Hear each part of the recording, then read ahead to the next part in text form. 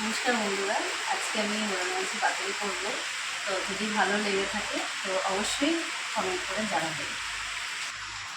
মোরলা মাছের পাতুরি করার জন্য যে যে জিনিসগুলো লাগবে, এখানে আছে আলু, এখানে টমেটো, এখানে পেঁয়াজ কুচি, লঙ্কা কাটা, আদা রসুন বাটা আছে, আর এই যে মাছ আছে, আর এখানে কলা পাতা আছে।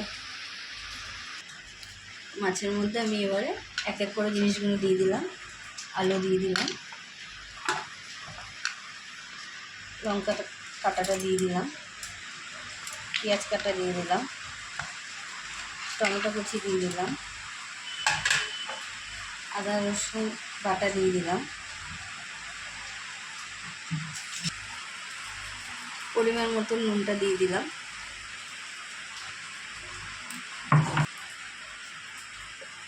হলুদ দিয়ে দিলাম,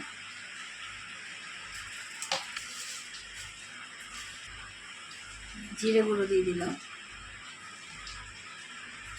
এবার আমি সর্ষের তেল দিয়ে দিলাম,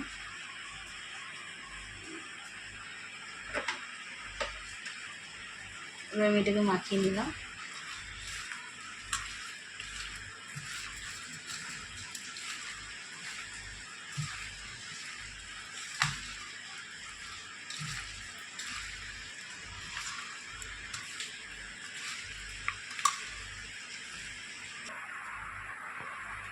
কলা পাতা আমি আগে দিয়ে তেল মাখিয়ে রেখে দিয়েছিলাম। কচি কলা পাতা পেলে ভালো হতো, তো কচি কলা পাতা পাইনি, আমি যেটা পেয়েছি সেটাই নিয়েছি, তেল মাখিয়ে রেখেছি।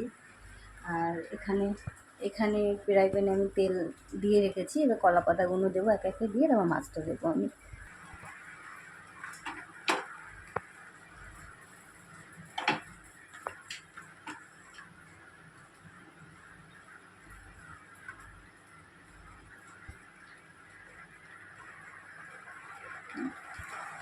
আচ্ছা, এবার আমি মাছগুলো দিয়ে দিলাম।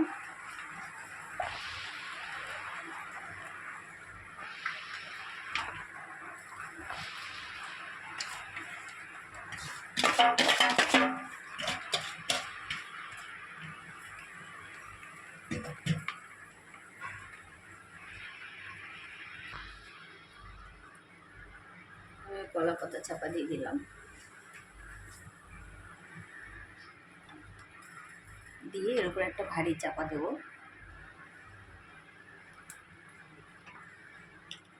ভারী চাপা দিয়ে মিডিয়াম গ্যাসে আমি অন্তত 15 মিনিট লাগবো রেখে তারপর উল্টিয়ে দেবো।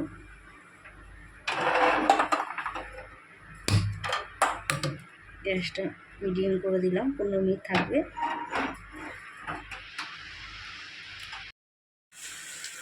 15 মিনিট পরে বলেছিলাম আসবো ফিরে, 15 মিনিট না, আমি 20 মিনিট পরে আসলাম।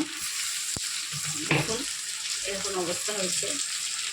তো আমি এটাকে একটু উল্টিয়ে দেবো।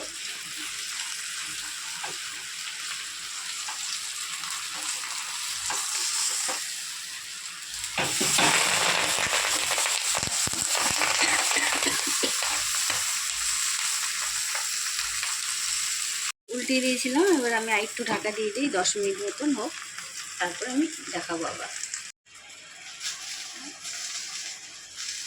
এবার আমি এটা তুলে নিলাম, তুলে নিয়ে এবং গ্যাসটা অফ করে দিলাম। ফার্স্টে তো তখন উল্টে দিয়েছিলাম, অনেকে দেখিয়েছিলাম,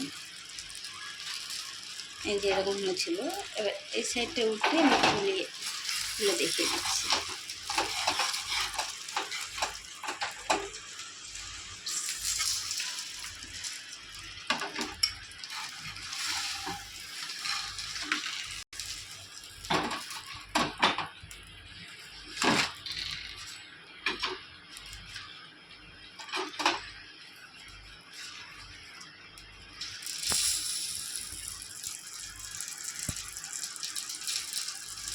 দেখো বন্ধুরা কেমন হয়েছে মাছ পাতুরিটা,